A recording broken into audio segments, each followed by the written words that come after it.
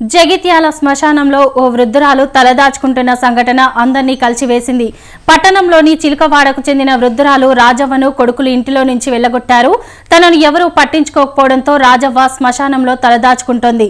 కొన్ని రోజుల క్రితం ముగ్గురు కొడుకులు ఒకరు పింఛన్ డబ్బులు ఇవ్వకపోవడం లేదని కింద పడేయడంతో రాజవ్వ కాలు విరిగిపోయినట్లు సమాచారం.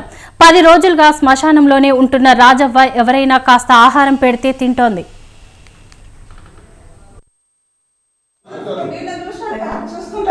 డాక్టర్ నర్సు సిస్టర్స్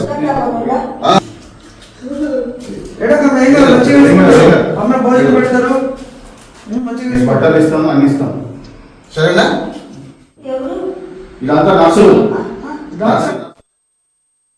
మా సఖీ బృందాన్ని అలర్ట్ చేసి ఫస్ట్ అయితే ఆమె ఎవరు ఏంటిది అనేది ఆమెకు మొదలు కొద్దిగా ఎందుకంటే ఎన్ని రోజుల నుంచి వదిలేశారు కొద్దిగా ఆమె అన్నీ కూడా ఆమె కాలు బాగాలేకపోవడం వల్ల అటు ఇటు నడవలేకపోవడం వల్ల కాలకృత్యాలన్నీ అందులో చేసుకోవడం వల్ల ఫస్ట్ ఆమెను క్లీన్ చేయించి తర్వాత మెడికల్ చెకప్ చేయించేసి ఫస్ట్ ఆమె ఆరోగ్యం బాగుపడ్డ తర్వాత వాళ్ళ కుటుంబ సభ్యుల వివరాలు తెలుసుకొని వాళ్ళని పిలిపించి మన ఆర్డీఓ జగిత్యాల మెయింటెనెన్స్ ట్రిబ్యునల్ దగ్గరికి పిలిపించి వారికి కుటుంబ సభ్యులకు కౌన్సిలింగ్ చేయించి తద్వారా వయోవృద్ధుల సంరక్షణ చట్టం కింద ఎలాంటి చర్యలు తీసుకోవాలో అవ్వకు మంచిగా తన కాలాన్ని హ్యాపీగా ఉండడానికి తగు చర్యలు గైకొంటాం.